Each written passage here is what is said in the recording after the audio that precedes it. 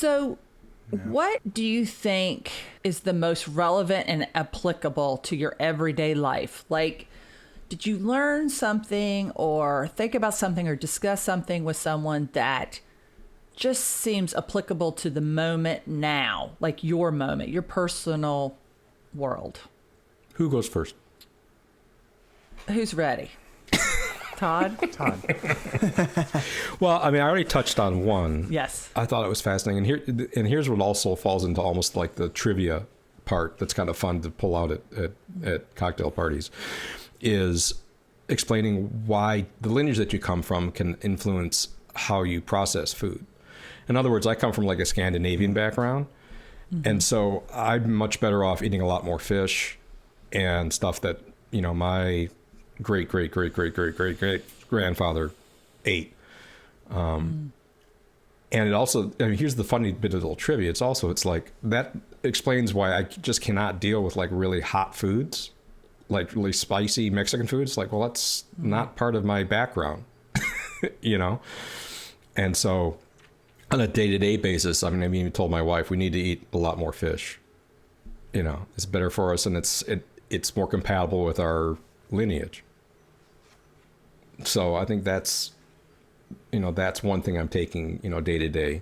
I'm glad you said that, because that's something I definitely remember talking with Lauren about specifically, and just being like, we don't look at what the things that we come from enough to understand what's best for us now. I would say for me, and Eric, I'll let you answer this after I finish, it's the parenting. I'm right in the middle of finishing parenting, at least as far as the day-to-day in my house under my roof goes. And there are holes that I have, and sometimes I'll wake up. I'm a very sound sleeper, but sometimes I'll wake up and that would be my anxious moment is, oh my gosh, I didn't teach my kids this. I didn't warn them about that. Of course, hopefully what I did was, and my husband and their mentors and their grandparents did, was give them discernment and judgment and the ability to make good decisions or bad decisions. I think what I am teaching my 17-year-old now is to fail fast. Like if you're gonna make a mistake, do it quickly and learn from it. And she had a day where I won't disclose everything she did, but it was just silly teenage, memory problems. She just had too much going on, and she forgot this and she lost that, and she couldn't rise to her commitments. And the next day she was using some self-deprecating language, and I couldn't understand why that's not her. But she's just like, I'm stupid and forgetful. And it was very circular thinking. Mm-hmm. And I realized that she thought she was the only one that ever did that. Mm-hmm. And I was like, oh no. Do you think I never locked myself out of my car in my life? Do you think your father's never done that? You have? Yes, at the mall. And I had to get the mall cop to help me. That was fun. And she's like, oh. But, that's just kind of a mundane thing. But the parenting chapter is really important. I think Gen Z are digital babies. Even though we didn't let those things we were very reluctant. We were very last, parents in the peer group to let them have phones. We were the last one to let them have any kind of movies that were anything above G. I mean, we were those people. Like, we can't watch this movie because Mariah's parents won't let her. Like, that's who we were. Mm-hmm. But I still feel like those digital items are extremely addictive. And we have no screen days. But it's still really tough. But they have the ability, both of them have the ability to not need a phone. Like, they do not get anxious and have a distraction if they don't have phones. And I'll tell you what, that is amazing in their peer group. And you've seen it. You've seen teenagers sit down in a restaurant and immediately go to their phone. My children do not do that. And they think it's rude of their friends. They think it's rude of anyone to get on their phone during a meal because that's the family culture. And if I have to get on my phone during a meal, I say to them, "Excuse me, I'll just use my phone for a few seconds. I'm waiting for this message," and they'll, of course, let us do that. But there's so many things that I was like, "Oh, I haven't done this or that." So that stuck with me. Like, I'm trying to plug the holes as fast as possible. They're going to college. Yeah. Hats off to you. Thank you, Todd. Well done, I Sarge. feel like I'm behind. Thank you. No, just a quick tangent. That's Barry Weiss had Jonathan Haidt on just last week or two, and she was mentioning about that, and they were trying to come up with a solution on how to get kids to stop, constantly being on their phone.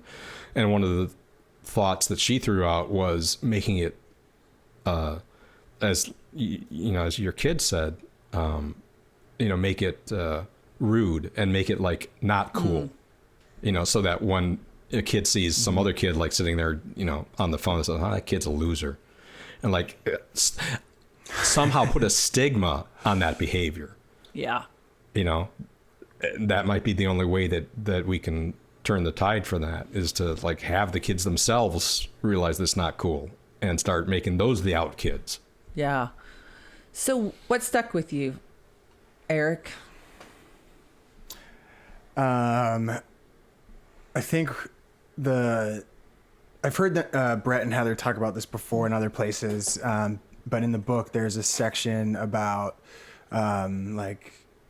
religious practices, coming of age experiences, and that stuck with me because I was brought up Catholic and celebrated Catholic holidays, and when I went to college, kind of got away from that and became agnostic, and I still am, but I think I went through a phase of thinking all of that stuff was really stupid, thinking like not liking Christmas. My girlfriend used to want to put up Christmas decorations, and I'd be like, "Oh, that's dumb. We're not getting a tree." But then after reading this book and hearing them talk about it in other places, and getting into some other stuff by other people, like Jamie Wheel talks about this a lot, but the importance of those holidays and having a shared experience through those holidays with not just people in your household, but people in your community. Everyone is kind of on the same page if everyone is celebrating Christmas, for example. So I think it kind of instilled a desire in me, that chapter, to have more respect for things like that and to not look at them as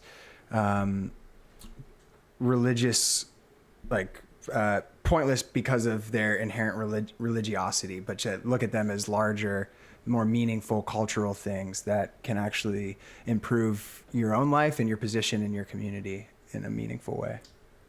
Jamie Wheel, is that Stealing Fire guy? Okay. Yeah.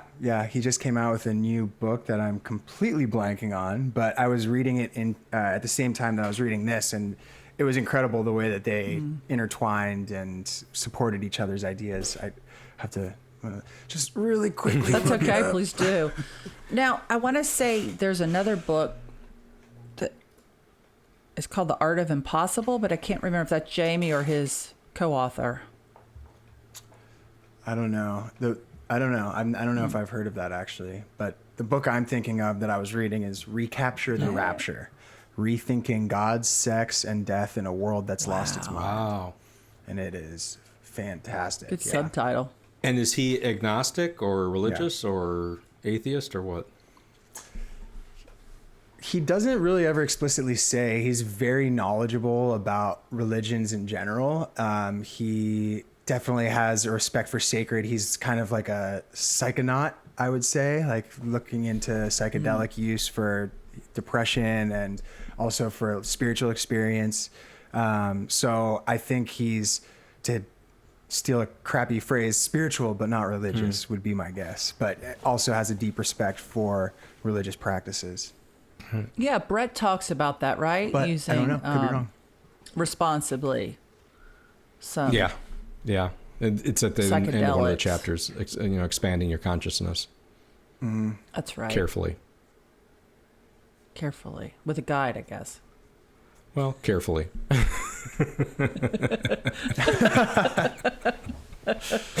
Don't try this at home by yourself.